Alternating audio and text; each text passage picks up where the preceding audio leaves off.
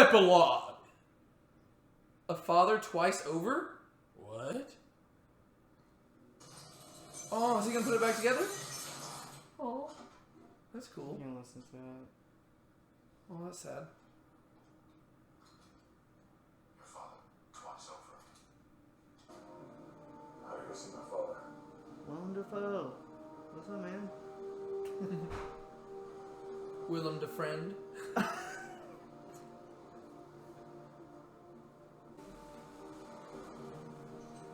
Is that the girl that's with him in his movie? Uh-huh. Okay. Ryan Shore, director of nanotechnology. Ah. That's your thing. Because he becomes a guy called the Atom. He's kind of like Ant-Man. He can shrink. That's cool. Big round table. 6 chairs. Right there. And room for No more. room for more. Yeah. No room for more. His foot's in the door! That's my boy right there! Tell him nothing he knows! Tell him nothing he knows. Aw. No stopping you now.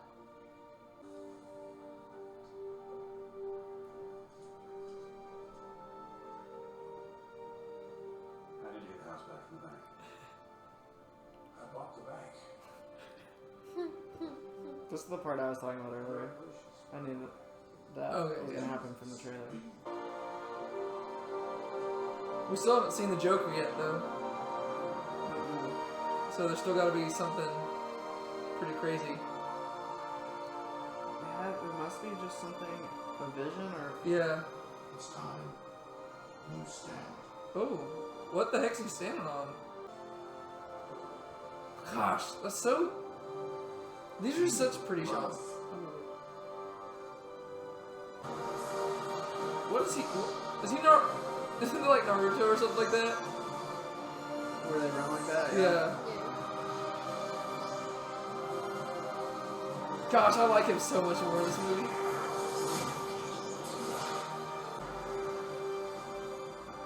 The time is now. Ooh. Ooh. I'm surprised he still had the black suit on there. I think it was Lex Luthor. Yeah. Oh, probably, yeah.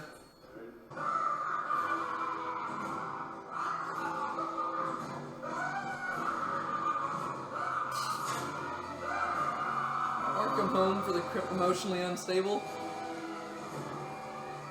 Is that what it said? Arkham's like a big, it's a famous place in like the Batman stories. Maybe Joker let him out? Yeah, maybe. Fancy yacht. It's fancy, yeah. I want a yacht like that. Same. Dang, they got off that quick. Yeah, he did. Why the pro bono work? It's personal. Ah, let me guess. An eye for an eye. Haha. His name is Bruce Wayne.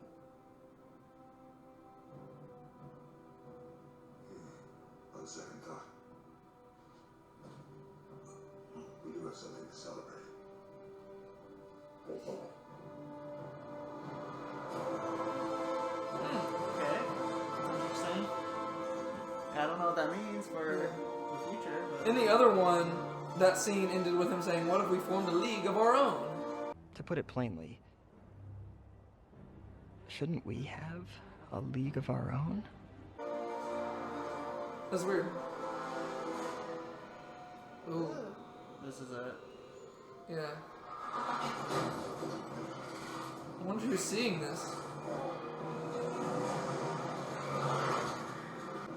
You remember the nightmare scenes for Batman vs Superman? Where like Batman would like see these visions? Stuff like this weird now. I think it's basically like a world ruled by Darkseid. Yeah. We're almost there. Well, we need to hurry. We can't be out in the open much longer. He'll come for us. Maybe it looks like a hunchback. Oh. Meanie butt. Who's that? That's Mara. This through his heart for what he did to Arthur. That's Aquaman. I want to make him pay. So I guess he Aquaman died. died. Okay. Oh. Yeah. Au contraire, my little fish stick. Fish stick? Isn't that right?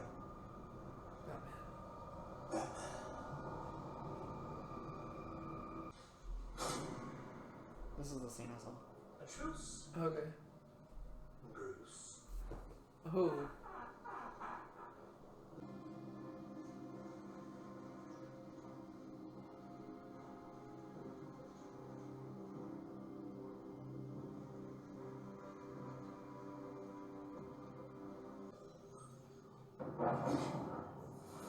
He's found us.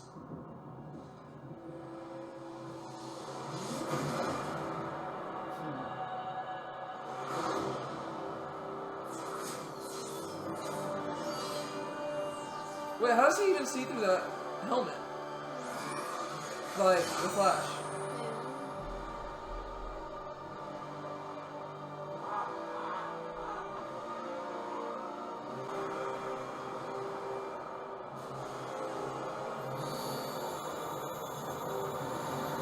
What the end?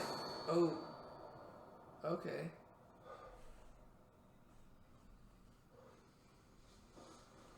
And that flag looks pretty good, like for his age. How old is he? Like in his 40s? 50s? Yeah. I think 50s. It's pretty good looking dude. Oh, Martian Manhunter. He's got to show up. Right? Because he hasn't shown up Yeah, again. he hasn't shown up. I hope so. Yeah, I think that's probably going to be him right there. Dang, he does look good. Nice. Yeah. Can I help you? I'm sure you know Darkseid is not finished with Earth. The anti-life equation is here somewhere.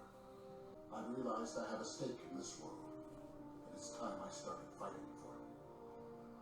Huh. Well, we can definitely use the help. Glad you're here.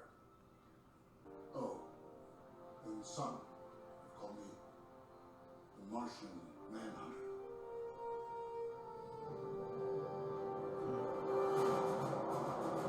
That's cool looking. I like their design for him. He just like handled it so calmly. He was like, alright, I'll go back to Probably bed. used to everything by now. He's like, okay, this is fine. That's funny. That was the room you just had. Yeah. It's very calming. So, That's cool. Yeah.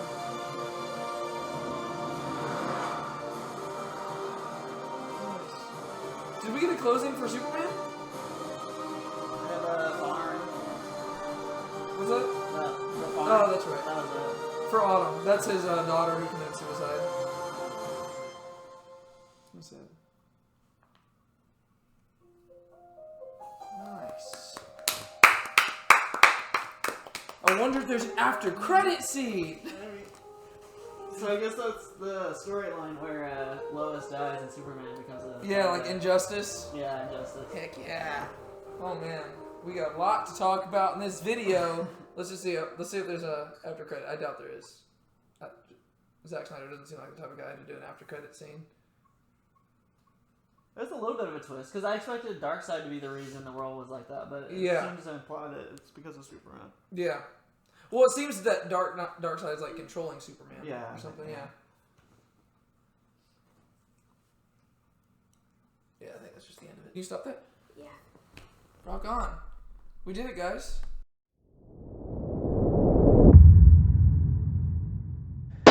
Sean, my friend, we have at long last made it to the end of the Snyder Cut. What'd you think about it? Dude, where do I even start?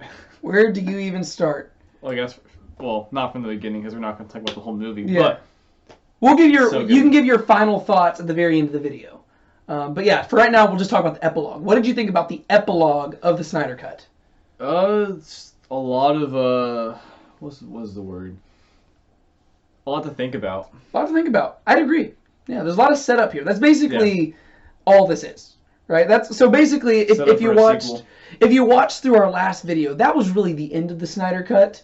This is basically them teasing us for stuff that we're never gonna get, most likely, unless we hashtag restore the Snyderverse.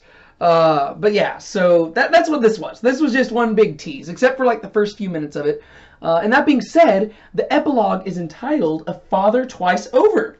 And quite fittingly, basically everything about maybe the first 5 or so minutes of this epilogue have to do with fatherhood. And I actually wrote it down in my notes here because we actually get the name of the epilogue like at the very beginning, right? Because Cyborg, he grabs that tape recorder that he had destroyed earlier on in the movie. He actually reassembles it, which is very nice and convenient. That's a cool power to have. I wish I could just fix technology like that. Yeah, right. Once again, Cyborg shows that he is probably one of the most OP people in our current day and age. If you have control over technology, you have control over everything. But he fixes the tape recorder, and his dad, he finally listens to the recording his dad had given about being a father, right? And his dad says he's a father twice over. And this ends up being a theme for pretty much all of the characters except for Wonder Woman, as we'll see. Because basically we see Cyborg, he's listening to the audio recording of his father, and he's learning to embrace himself as the Cyborg, right? So the final shot I think we get of him, other than a little bit later on, is whenever he's standing at his father's grave, and he's kind of stripping down. I really wonder what people thought about whenever they came into the cemetery and just saw like a pile of clothes in front of a grave. Yeah. They're probably like, oh, it's kind of weird. All right. Never saw that. Yeah. But Cyborg, he learns to embrace his father, right? So his dad finally gets to be his dad, even though his dad is now deceased. Then Aquaman, he is talking to Mara and William Dafoe's character. Willem Dafoe, I don't know what his character's name is. Volko? So yeah, something like that. And he says, Aquaman saying, I need to go see my father, right? Because he also had some daddy issues earlier on. And he's going to go give his dad another chance. Then we cut to Bruce, and this is a little bit of this is a stretch here, but we see Bruce and Alfred, Alfred's kind of his father figure, they're walking into the Wayne Manor, which has been destroyed, which we talked about in Batman vs. Superman, or which we saw, we haven't done a video on Batman vs. Superman. But we actually see them walking into Wayne Manor, and Bruce is talking about how, he can imagine there being a big table where people are going to sit at, and he's talking about forming the Justice League. This is going to be the Hall of Justice. So Bruce is kind of going to be a father twice over because, as we're going to see in a little bit, he's kind of been a father before with a character named Robin, right? The Boy Wonder. So Bruce has kind of been a father, but now he's going to be a father twice over. He's getting a second chance to finally be the father of the Justice League, basically. He's starting a family. He's bringing them to his house, and that's going to be the place where the Justice League starts. Then we get to see Clark, Superman, and this is a very subtle one that I actually missed the first time we watched this. So if you just watched our reaction at the beginning of this video, I didn't catch this. But whenever we have Bruce and Clark, they're just talking to each other as Martha is moving back into the Kent farm. And Lois is there, and she's carrying a baby basket. And this is a callback to earlier on, whenever Lois was laying in bed and she opened up her drawer, there was a pregnancy test. So it looks like Clark also is going to get to be a father. So we get to see how all of these characters, you get to see really how fatherhood is very crucial to this movie, which is interesting, especially when you realize that while making this is whenever Zack Snyder's daughter killed herself. That's kind of sad. So in retrospect, there's actually this deeper meaning to it that wasn't intended whenever he originally created it.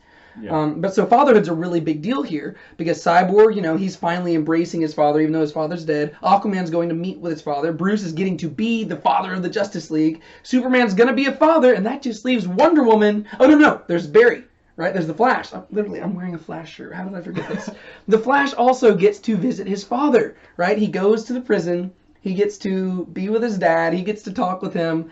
And they get to have really heartwarming scene. And so once again, fatherhood. But then we get to Wonder Woman, and really, they didn't have a way to tie this one in. Basically, you see her holding the arrow, and she is standing on a cliffside looking out into the distance. So she's kind of, it seems like she's wishing that she could return to Themyscira. Yeah. Because Wonder Woman didn't have a father, right? I mean, I guess Zeus was her father, but he was an absentee father, right? He wasn't involved. She was raised by women on Themyscira, which is an all-women island.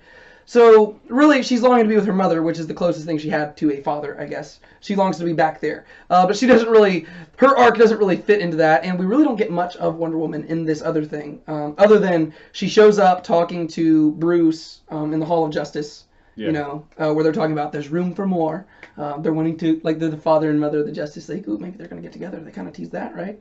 I don't know. Earlier in the movie. You know, they're going to be the mama and papa of the Justice League. But we really don't get a lot of Wonder Woman in here. But yeah, so that's how this whole movie resolves until we get the big tease stuff at the end. But what do you think about these resolutions for the characters? I like them. I really liked Barry's scene. Yeah? Yeah. It was like his dad in prison being so joyful made me think of like Paul. Yeah, we were going through 2 Timothy yesterday in our Bible study, and if you know anything about 2 Timothy, just FYI, if you haven't been watching our videos, we get very theological with these, so usually there's going to be some Bible references, and if you don't like that, this probably isn't the channel for you. So yeah, but we were going through 2 Timothy yesterday, and that's basically Paul's final letter, and he's writing to Timothy, his son in the faith. Yeah, he's like a father figure too. Yes, and Paul is in prison, and so it's very, very similar stuff, right? So that was good. He said that whenever we were watching. I was like, oh, good catch, Sean. Yeah. Yeah, so that's a very heartwarming scene, and that's one that we did not have included in the original, in the Justice League version, right? We only had very brief character development things. Of course they wouldn't include that. No, of course not. It's actually good. They didn't include many good things in the Justice League version. There wasn't any corny jokes to add in there. Yeah, exactly. Yeah, but it was really, I just love Billy Crudup. That's the guy who plays Barry's dad, which once again, I don't know if you noticed this. As a runner, you might notice this. Maybe we talked about it in a previous video. We talked about how both characters play Prefontaine. Yeah. But they're both in this epilogue, right? Because if you're not a runner, let me explain. There's this runner from back in the day, in the 1970s and stuff. His name was Steve Prefontaine. One of my favorite runners of all time, probably my favorite runner. And there were 2 movies that came out, I think, in the late 90s or something, that were about Prefontaine. And they came out, like, I think 2 years back to back. I think Tom Cruise directed one of them. But one of the actors who played Prefontaine in the movie Prefontaine, that was a guy named Jared Leto, who plays the Joker in this series. And then in the movie Without Limits, the guy who played Prefontaine was Billy Crudup, who also appears in this epilogue, as Barry's dad. And so both of the characters who have played Prefontaine showed up in this epilogue, and Billy Crudup showed up earlier in the movie too. So that just makes this movie extra special in my heart because Prefontaine. That's funny. Jared Leto played one of the Prefontaines. Yeah. Did he also play Suicide Squad? He did. Yeah, he played the Joker in Suicide Squad. Hey, yeah. Suicide pays Suicide Squad. Oh, yeah. Okay, so explain that. Explain the quote. Prefontaine was not notorious. He was well known for his intensity. Yes. I guess you'd say in his races. Yeah. Like he ran one race. I don't know if he won it, but he ran with a broken foot. He did. Yeah. He had a very injured foot. And one of his commonly quoted quotes is what was it? The best pace? Yeah, the best pace is a suicide pace. Yeah. And today is a good day to die. Yeah. So good. Yeah, the best pace is a suicide pace, and today is a great day to die. That's fitting. He was in Suicide Squad. Yeah. So there you go. I don't know why I thought of that. It's That's not funny. important, but it's kind of funny. Well, there you go. Welcome to this channel where we're just going to say what's on our mind and go for it, and I like that. If it involves running or theology, we'll probably mention it at some point, especially when we get together. But yeah, so I just thought that was a cool little detail here. It's not really that important. It's not important at all whatsoever to the plot, but that anytime those characters are on there, I have a special place in my heart for them, even if their characters aren't that great. So even in Suicide Squad, I didn't really care for Jared Leto's Joker in that, but it's Jared Leto. He played Prefontaine, so I still got to give him some grace with that, because it's whatever. But yeah, I did really like that scene with the Flash and his dad. It's very heartwarming, and you get to see how much he loves his. Like it really plays like a proud father. Like it's really good acting. Yeah. To where if you're just watching that scene, you forget these are actors, which that's always the goal in acting, right? You don't want people to be thinking, oh, these are people playing a part. Whereas, whenever you see Jared Leto playing Joker and stuff in a little bit, to me, I'm very much thinking, oh, this is a guy who's just playing the Joker. But in that scene with the Flash and his dad, very heartwarming. I really, really enjoy that scene. And so I'm glad that it makes you forget that he's even in prison. Yeah. Well, no, it's funny because he's like turned into the guards being like, this is my kid. I didn't teach him anything he knows or something like that. I taught him nothing he knows. But yeah, he's so joyful he forgets he's in prison, which, once again, kind of like Paul, right? Paul's writing from prison to Timothy, and he's like, hey, if I just get to see you, that'd bring me so much joy. But then he's also telling Timothy, go and do the thing God's called you to do. And that's been very much what Barry's dad, Henry Allen, is telling him to do. Yep. And he's excited. Oh, you're doing your job. Yes, you're finally going into your calling. This is great. So nice parallel, Sean. That was good. That was good. But yeah, so that's our resolution to all these main characters, right? We get all the guy characters in the Justice League. They're kind of embracing this fatherhood thing, and then Wonder Woman is kind of wishing to be with her mother. It seems like, I don't know. It's not explicitly stated, but she's holding the arrow, looking into the distance. So you can only imagine she's imagining the place where the arrow was shot from. And so that's the resolution. And then going from here, we just get three main scenes that are basically just big teases for what is to come, or what was to come, or what might come. I don't know. We don't know what's going to happen here. It seems like WB does not want this universe to keep going. And so it's really sad because all the fans want it to, and the fans don't really care about the Justice League stuff. But WB's like, we're going to do whatever we want to do, and so it's whatever. I mean, could technically or theoretically, could Snyder keep doing them if he got the funds? Probably not, because I think it'd be a copyright issue. No. Yeah, because WB and DC are partnered up. So that'd be an issue. I guess he could potentially just create characters who aren't named Superman or Batman. And but he would never do that. No, he wouldn't. But yeah, so going forward, now we got the big teases, right? And the first one starts off at a place it's not called Arkham Asylum, it's called like Arkham Home for the mentally deranged or something like that. Oh, yeah. But in the comic stuff, it's Arkham Asylum.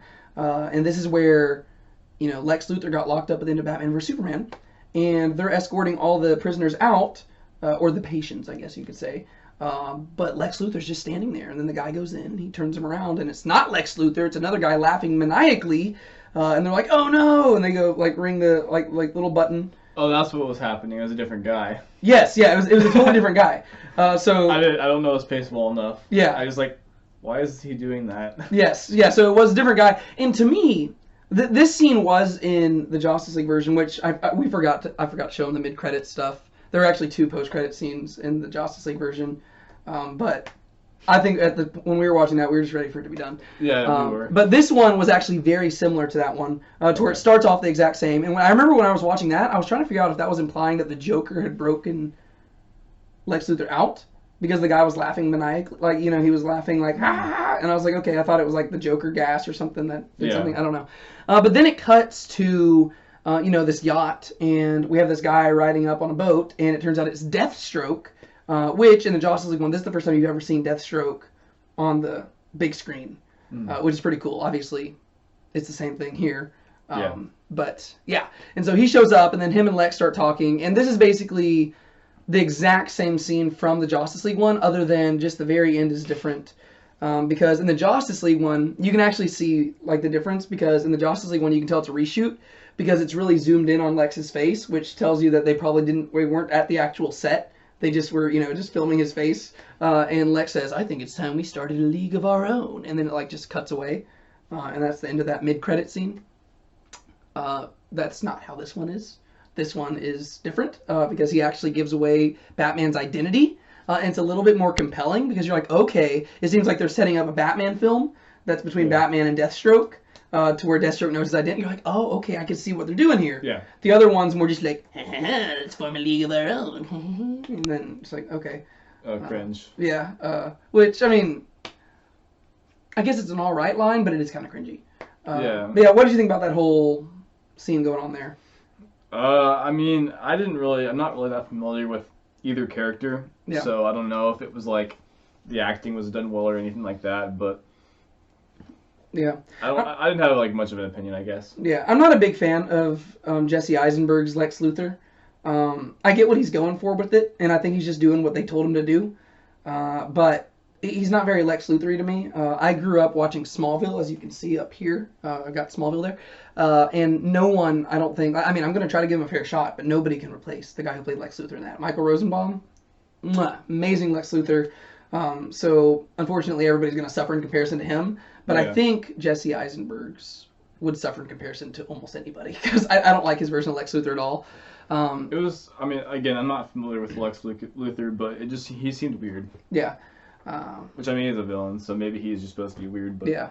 The way they portrayed him in these, he seems more like he'd be a better Batman villain than a Superman villain. Because Batman villains are supposed to be kind of eccentric and out there, whereas... Oh, that's true. He is a Superman villain. Yeah, whereas Lex Luthor has always been more of a calm, composed, megalomaniac, like kind of just like this brilliant, charismatic, people's people but rich guy who's always ahead of the like. He's not as eccentric, you know. This guy seems like he could play more like the Riddler or something, but just because he's kind of like jumpy and stuff. But I don't know. But then after that, we cut from this to really the big tease, which is the nightmare scene. Right? Yeah. We call it the nightmare because it's Knightch, like the Dark Knight. Yeah. It's Batman's nightmare. What did you think about this whole thing, and what did you think was going on whenever it was playing? I was like, oh no, what happened? I didn't really know at first what was going on until he mentioned Joker mentioned a certain person dying. Yeah, you let her die. And I was like, oh, so this is supposed to be like maybe like a not flashback, but like a jump forward to the future or something like that. Yeah. So this is something where once again you haven't seen Batman vs Superman, and so if you'd seen those, there were actually little pieces of this throughout Batman vs Superman where there were little nightmare sequences where Bruce would have like a nightmare and he'd be in this like post-apocalyptic world and stuff would be going on, and that's what let him know something big is coming. And that's whenever, you know, Barry shows up and says, Lois is the key, Lois is the key. And he didn't understand what was going on. And then all of a sudden, you know, he's encountering Superman, all stuff. Superman dies. He's really confused. And then in the Justice League version, that stuff's just dropped. And you're like, okay, so what was that all about? It's not mentioned at all. Whereas in this one, you actually get the payoff where you say, okay, boom, fast forward. That, like, it seems like that threat has become a reality. And you don't realize it's a nightmare until the very end. But he's there. He's with, I wrote it down. He is with Cyborg, Mara, Flash, Deathstroke, and Joker. Did Flash look older?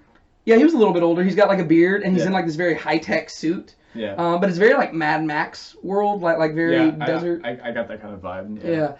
And so, very interesting. They're in this world, and you're trying to figure out what's going on, how this happened. Because obviously, these are a very strange group of people to be together. Right? Cyborg and Flash are there, but none of the other Justice League members are there. Right? Where's Wonder Woman at? Where's Aquaman at? Where's Superman at? What's going on? Well, we don't hear anything about Wonder Woman, I don't think. But we do know that Mara tells us that Aquaman was killed, right? Presumably by Superman or by Darkseid or something. We did see Darkseid killing Aquaman in that scene whenever Cyborg touched the mother box. And he flashed forward and you see and then the Omega beams and stuff. So I guess Darkseid's the one who killed him. But all this stuff happens, and then they're talking to each other, just trying to figure out what to do.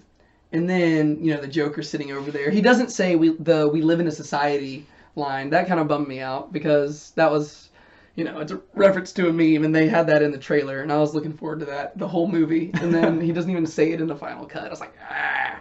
But what did you think about the Joker? Is that Jared Leto? Mm-hmm. Okay. Yeah. I'm not familiar with his Joker. You don't have to be. This is a very different Joker than the one he played in Suicide Squad. Oh, it is? Yeah, vastly different. Vastly different. It was weird. I guess because the only Joker I'm really familiar with is the Joaquin Phoenix. Yeah. Oh, we saw that together. I forgot about that. Yeah. That's the only one I'm like really familiar with because I've never seen any other Batman or Joker, like Batman movies and stuff. Yeah. But it was a weird interaction. Yeah. That's understatement. Yeah. Yeah. It's a definitely weird interaction. I mean, on both their parts. Yeah. Batman also was just weird the whole time. Yeah. I just kind of like stared at him, but. Yeah. Well, so I think to hopefully explain that a little bit, I think this is one of the few scenes they actually did film after, like once they decided to actually release the Snyder Cut, most of this movie had already been filmed. They only filmed like 3 or 4 extra minutes of movie, and I believe this scene was like the main thing they refilmed. That they actually filmed, because I don't think this was part of it. And I think Snyder realized this was going to be his final chance to do something with these characters. And if you watch Man of Steel, Batman vs. Superman, Suicide Squad and stuff, Batman and the Joker never directly interact. Other than like there's this one car chase scene in Suicide Squad, but they don't talk to each other. It's literally Joker's in the car, Batman's chasing after them. So it's a chance for them to meet face to face.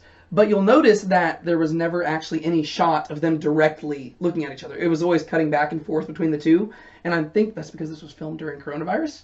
and so they weren't actually together filming. I haven't looked into this or anything, but I'm pretty sure that's the case. So it just cuts back and forth, and I think the closest thing you get is the Joker hands a card to him, and he reaches out and grabs it. Yeah. And then it goes in and out, like it's kind of, it gets blurry and then focused and blurry and focused. So you can see how he was very artistically choosing to cut this, which he pulls it off well because it feels natural. But I think that explains why you don't actually... It does feel kind of off a little bit because it's like these zoomed in shots just going back and forth. I like the shot where he's talking and then it's like blurred. Yeah, I thought that was kind of cool. Like I don't know if that's supposed to give the impression of someone like dying or falling asleep looking at him, or if it's just like something else. I just almost thought like it was just like somebody who's weary, like just like exhausted and also kind of going crazy a little bit. Because it's like Batman like looking at him. His point of view, yeah. It's like, I don't know. But I did like that, and I think he did that because it, like going in and out of focus and stuff, it helps the cuts not seem as noticeable. Whereas if it was just like always like clear the whole time, you'd be like, oh, these two people are not actually talking to each other.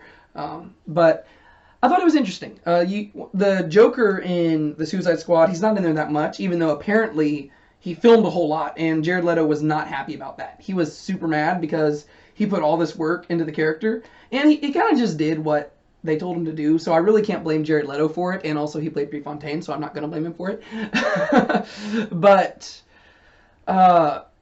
they just took, in the Suicide Squad, they took a very different approach to the Joker. I think they were kind of they were trying to adapt him to the modern times, like they've kind of done with, even Lex Luthor. Like, the reason Lex Luthor's like quirky and stuff is because that's probably how a stuck-up billionaire nowadays, like a hipster stuck-up billionaire, like that's how he would be. He wouldn't be like the traditional Lex Luthor. So they're trying to make him like a modern-day thing. Okay. And so the Joker, they made him like more like a gangster rather than like a mob boss. Because traditionally he's always, he's like always been like wearing like a suit and stuff. Whereas in the other one he's got like tattoos and he's more like a modern-day gangster. Okay. And so it's a very different approach. And a lot of people didn't like it. I didn't really care for it, but I think if we'd had more time with it, I could have grown on it. I didn't care for the design that much, but it was definitely different. I saw where they were going for. But this one's way different. Zack Snyder describes him as road weary, which definitely, like, I'm pretty sure that's actual blood on his face. I don't know what he's been doing, if he's been eating people or what, but he looks pretty messed up in this one. It looks pretty scary. Yeah, no, it was, like, if you came across this guy, even living in a post-apocalyptic world, you'd already be pretty terrified, but if you came across the Joker, you'd probably pee your pants. I can guarantee you, because this guy, he looks pretty scary. But yeah, him and Batman, they have this back and forth, and this is where the Joker teases him about letting the boy wonder Robin do a man's job, and they kind of say that they're going to have this truce. The Joker gives him this card and says, as long as this card stays intact, our truce stands. If you rip it, then it doesn't stand anymore. And I believe in the, once again, in the flashback scene, like in the, whenever Cyborg touched the mother box and he had that nightmare vision thing, I believe that we actually saw the Joker card falling and it was ripped. Just like little detail stuff. It was kind of neat. Zack Snyder, just like the continuity and little details, you're like, oh, that's cool. But then Superman shows up, and I think this is a reused shot from Batman vs. Superman, because certain things they just couldn't refilm, right? So there's actually they've reformatted old shots and just put different backgrounds on them and stuff, and changed the lighting so that you really don't notice. But Superman looked different. Yeah, I think it's because it's a younger Henry Cavill from a few years earlier and stuff. Okay, I was say because the face looked different. Yeah, so little stuff like that. But Superman shows up and it sounds like it's about to go down, and you learn that basically this whole thing happened because Lois died, which we once again saw in the vision that Cyborg had, right? Whenever Superman is holding rotting corpse, or like blasted, like it's a burnt up corpse, which that is also a reused shot from Man of Steel, where Superman had just killed Zod and he's kneeling on the ground, and so that's just fun, like cinematography stuff that I thought was pretty neat. Yeah. So what do you think about that whole nightmare thing? Do you think that it was interesting, weird? I did think it was interesting. I mean, they just got through saving the world, and then all of a sudden there's a vision of a post-apocalyptic world. Oopsies. Something didn't get resolved. Yeah. Well, Darkseid is coming. Except we probably won't ever see it. Sad day. But then Batman wakes up, right? Turns out that it was just a dream all along. The entire story was just... The entire movie. It wasn't just the Nightmare City. It was the whole movie. No. And then Batman woke up. And then he woke up. His parents were still alive. So, Batman wakes up, and Bruce gets up, and he goes outside, and turns out the Martian Manhunter has showed up. At first I thought that was Superman. I was like, oh no. Uh-oh. The last thing you saw in the nightmare was Superman flying down, and then all of a sudden you zoom out of his house and you see a guy flying down. Oh, that'd be so awkward. So, like, Batman just wakes up. He's like, Clark, it's so good to see you. How's your mom enjoying the house? His eyes light up. There's like ends and then just movie. Oh, that'd be funny. What do you think about the scene between Bruce and the Martian Manhunter? It was interesting. I don't know enough about the Martian Manhunter to be like, I don't know. Yeah. But it was interesting. I mean, it was cool they showed him again. Yeah. I didn't know they were gonna show him again. Yeah. But it's kind of funny that he was like talking about being like a friend, and he's like, they call me Martian Manhunter. I think that's funny. It's like, couldn't tell me like your first name or something like that. Yeah, because like Bruce is like, who are you? They call me by many names. Well, you need to know is that I'm your friend. I'm here to help. And Bruce is like so casual. He's like, well, glad to have some help. Which to me, if I were Batman, I'd be like, okay, I need like a resume or something. Like, I'm not just, you gotta prove to me that you're a good guy. And then Martian Manhunter leaves like, by the way, they call me the Martian Manhunter. And Bruce is probably over here like, so you're from Mars. I'm a man. And you just kind of hunted me down to my house. Maybe you shouldn't be on our team. I don't know. It felt kind of like a corny line, but I enjoyed it that he was there and stuff. But. Yeah, I mean, I guess if he actually was like Martian or something, that would explain why his dialogue's awkward. Well, he actually is Martian. The Martian Manhunter. Yeah, I think he's supposed to be like the last son of Mars or something like that. Yeah. Well, I guess that would explain why his dialogue's awkward. Yeah. He's not human. Well, I mean, but he has been on Earth for a long time. Oh, that's true. That's true. He hasn't been a human. We ain't justifying this guy. He needs to get his act together. But fun fact about this scene: this was not originally supposed to be Martian Manhunter. This, because it's entirely CGI, right? Originally, this was actually going to be a Green Lantern. It was going to be John Stewart. And they actually filmed. This is another thing that Zack Snyder filmed, like afterwards, and they actually filmed the scene in his driveway. And they hired a guy, and he has since revealed who that guy was, but they wouldn't give him the green light to include Green Lantern, so he just included the Martian Manhunter instead. And so once again, you'll notice it goes back and forth to where Bruce is like, "Who are you again?" And he never explicitly says anything about Martian Manhunter, because it could have been any like. The guy probably would have been like, I'm John Stewart. I'm a Green Lantern. You mean his dialogue didn't change? Yes, yeah, his dialogue didn't change. It was very generic. Who are you? Oh, we're going to need some help. All right.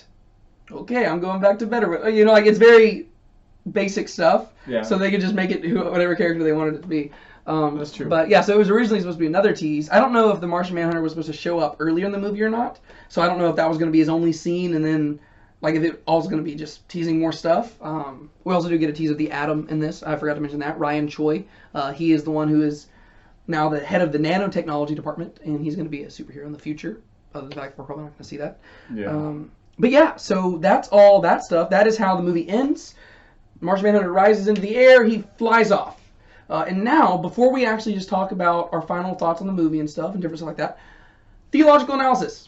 That is the main point, right? That is what this whole build-up is to. And man, I had a tough time. I'm gonna be honest. I had a tough time coming up with a theological analysis of this section of the movie because I'm not going to summarize all the other ones. Like in the other videos, I've kind of summarized what we talked about. But I will just briefly summarize the entire movie. I basically said kind of presented the gospel because it started with us being hopeless and in need of a future hope, hopeless and faithless. And then finally Superman comes back, he's resurrected, we place our faith in that hope, and through that we're unified and we have a mission going forward to where we can overcome evil, right? That's what the Justice League did and that's what we do as Christians. This one though, well, Superman goes bad. He's evil, right? The world is now ending. Everybody's gonna die, even the good guys, like Superman has turned against them. What's happening here? It kind of breaks everything I was talking about. And then I realized my points. I got two things I want to say about this one: grace and gratitude. And this is kind of weird because I'm gonna say that this right here is a what-if scenario. What if Superman was not purely good, right? So what if Jesus was not the gracious and loving God that we know him to be? You know, that's the difference here. Because Superman, what we see in this epilogue here is that when Lois Lane is taken away from him, he snaps, he goes to the dark side, and he basically destroys the entire world, turns against everybody, and starts punishing them for allowing his loved one to die. Right? So he loses something, and he turns against everybody, and he has the power to destroy everybody. Well, Jesus also has the power to do that, and Jesus even has the right to do that because we sinned against him. Right? We sinned against God, and at that moment, he had the ability to turn against all of us. He could have sent us all to hell, to our own version of apocalypse, right? To our post-apocalyptic world. Like, we deserve that as sinners who have rejected God. But instead, he didn't do that, right? He was gracious to us, and he willingly gave his life for us so that we could be saved. Rather than holding it against us, he actually offered us an opportunity to receive forgiveness. And so what we need to do is we need to appreciate God's grace. And we need to be grateful. Grace and gratitude. So that's my theological application for this. This is a what-if scenario. What if Jesus was not as loving and kind as he is? This would be the world we lived in. It would be a living hell, and we would be destined for hell with no way out. Right? For the wages of sin is death, but the free gift of God is eternal life in Christ Jesus our Lord. And so that would be my theological application for this. This little epilogue here, whenever you see how terrifying it is, whenever you see that even the good guys, even all these people, they're all facing this terrible thing. You got to realize that is the fate of those who have not received the grace of God. It doesn't matter how good you are. You can be Batman, you can be Wonder Woman, you can be Aquaman, you can be all these people who have saved the world. But if you haven't received the grace of God, you're still heading to hell, right? That's the application. We need God's grace, and we should be grateful for it. Because, why is God gracious? It's because it's who he is. Do we deserve it? Nope. Did he have to be? Nope. He chose to be. And so we should be grateful for the God we have. Because think about it. The God who is the God we're stuck with. Right? And it's fortunate for us that the God who is the true God, he is a loving and kind and gracious God. Because he could very well be an evil and mean and vindictive God. But he's not. He's a loving God. He's gracious. And so we should be grateful for that. And that should cause us to worship him more. And so this epilogue should be a warning to us, right? It should say, hey, don't take God for granted. Recognize his character and allow that to make you exalt him, because he isn't Superman. Superman is a flawed human being. Yes, he might be a type of Christ, but he's not Christ. He does have flaws, and there are places where he is going to sin, and whenever he sins, you get to see what his power can do for evil. But Jesus, he's not going to sin. He's not, he is sinless. So there's my theological reflection there. It was a stretch, but I think I kind of pulled it off. Maybe? Okay. Reluctant maybe. Yeah. I'll also add something. Go for it. Yeah. Okay. I want to say that another thing too to think about is that even after Jesus' work on the cross, you see that today, in a sense, there is still work to be done for us as Christians, and so we still have to stay united even after what Jesus did, right? That's true. And so the Justice League, they're still having to get together for these future things to come. And so we have to remember that as Christians. Yeah. Like Martian Manhunter says, I realize that I too have stakes in this battle, so he comes in to unite with them. And so we have to realize that the work isn't done now. Man, you're reshaping my whole thing now. Okay, now, so Superman, the version where Superman we're seeing here, he's not the real Superman, right? The real Superman is this person of hope who saves people. This is a false Superman. The Bible says that many false Christs will come, many antichrists. And we got to be aware of them, because they're going to be wolves in sheep's clothing. They're going to look like Superman. They're going to dress like Superman, but they're not Superman. They're evil, and we need to oppose them. And we need to be unified as a team. We need to stay committed to our cause. We need to fight for what's right.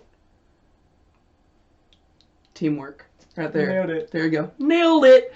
But yeah, so there's our theological reflection, and there is our overall recap of the epilogue. But now, like I said, this is the end of the movie. We have finally finished. So Sean, just tell me your big picture, final thoughts. What did you think about this movie? I don't even know where to start. Don't even know where to start. I mean, definitely one of my favorite movies I've ever seen. Really?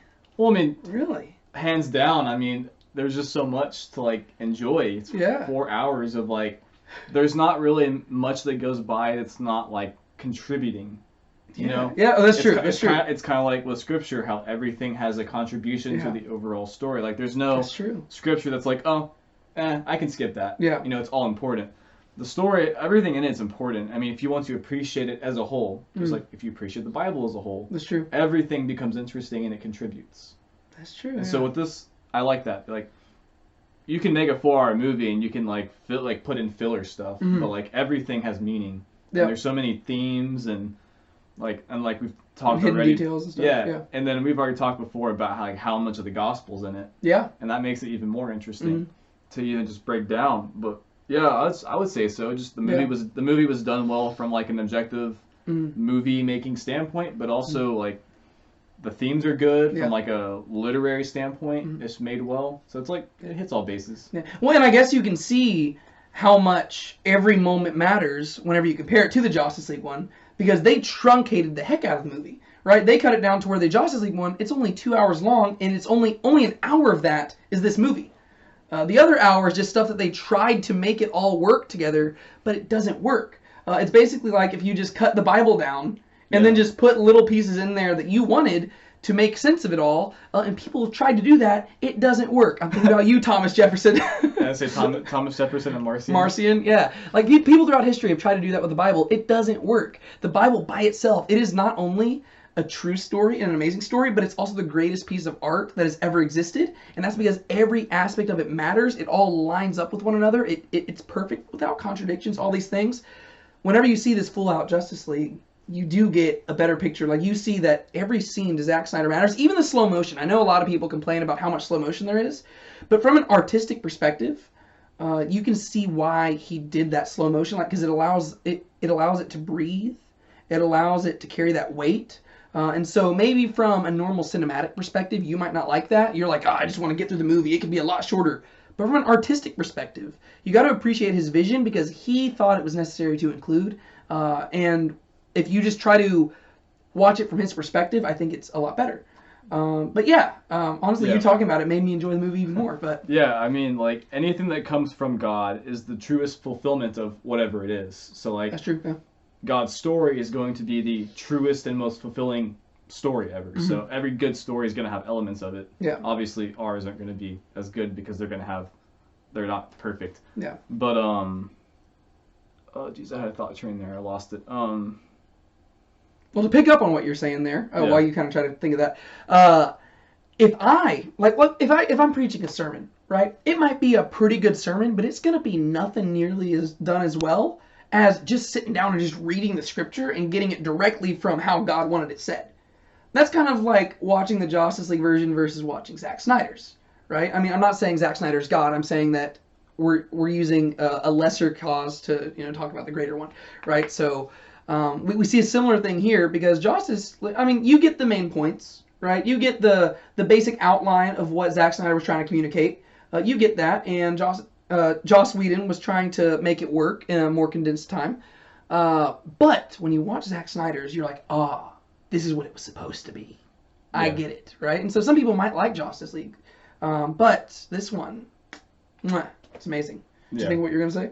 Yeah, just it had to revolve around patience. I was going to say, like, just like with the Bible and with this too, it's like the most fulfilling things you need patience for. Yeah.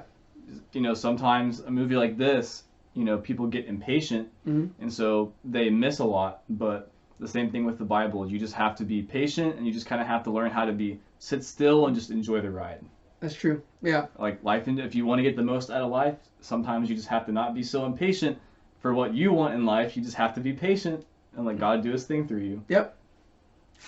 Sean, I've enjoyed watching this movie with you. I've enjoyed that. And then now, at some point, you got to sit down and we're going to have to watch this all the way through. All the way through, or split into two or something like that. Not like it's been like what, 7 weeks? Something like that. People have been getting frustrated with us in the YouTube comments, being like, "Are you really dragging it on this long?" I'm like, "I'm not doing it. Like we don't have much time. We're like, we're doing it when we can. It's like we go to church on Wednesday nights, and then we're like, okay, let's just go film this video real quick." And so I'm sorry, but we finally finished, right? And so last question. This is not going to be a long question or anything. of the characters, which is your favorite of the members of the Justice League? Oh, jeez. I don't even know, man. Yeah. This isn't one you have to explain super extensively or something. I was just wanting to get your general opinion. Who do you like most of all?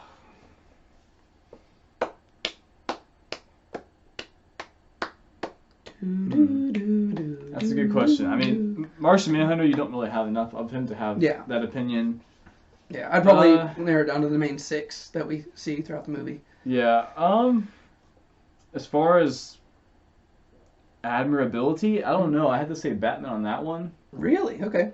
Just because of, well, 1, his faith. That's true, yeah. And 2, just, I mean, I don't know. Yeah. There is something to be admired about Batman. As far as favorite in terms of coolest, probably not Batman, but I would say as far as character, Batman. Yeah, that makes sense. And honestly, it's like, I feel bad because I think, like, as you describe it, I think I kind of discounted how great Batman is in this movie. Because I'm just thinking of him from the Justice League one, that kind of just like soured my taste of Batman. Yeah. So where I was just like, oh, like every time I'm like, okay, I just kind of don't take him seriously. But he's a lot better in this movie. Just thinking about it. Like he's a lot better just as a superhero, but as a character, like the faith element really is cool. Especially, maybe I need to show you Batman versus Superman. Maybe we can even make a video on that one day. Yeah. But because whenever you compare them, Batman's a way different character in this one, and it's because of his experience with Superman. Because in Batman vs. Superman, he has lost his faith in the world. That's the whole thing. And that's why when he encounters somebody like Superman, he's like, if there's somebody out there this powerful, he needs to be destroyed. But then Superman sacrifices himself for the world. And Batman's like, I failed him in life, I won't fail him in his death. And so isn't it crazy how parallels the gospel. I actually, on my blog, one of the first blogs I ever wrote was about Batman vs. Superman. And it was about how Batman is like a... I think it's called it like Superman, the modern day Messiah, or something like that.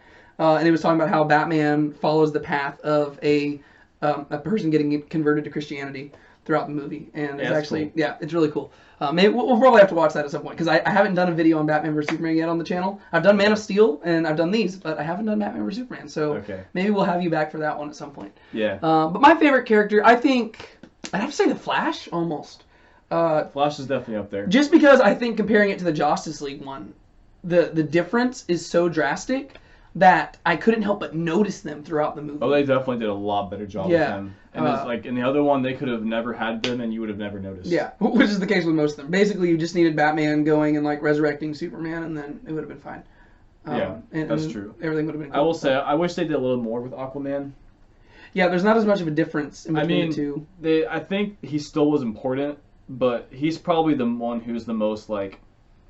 He's probably the least contributing. Yeah. But I still like him as a character. Yeah.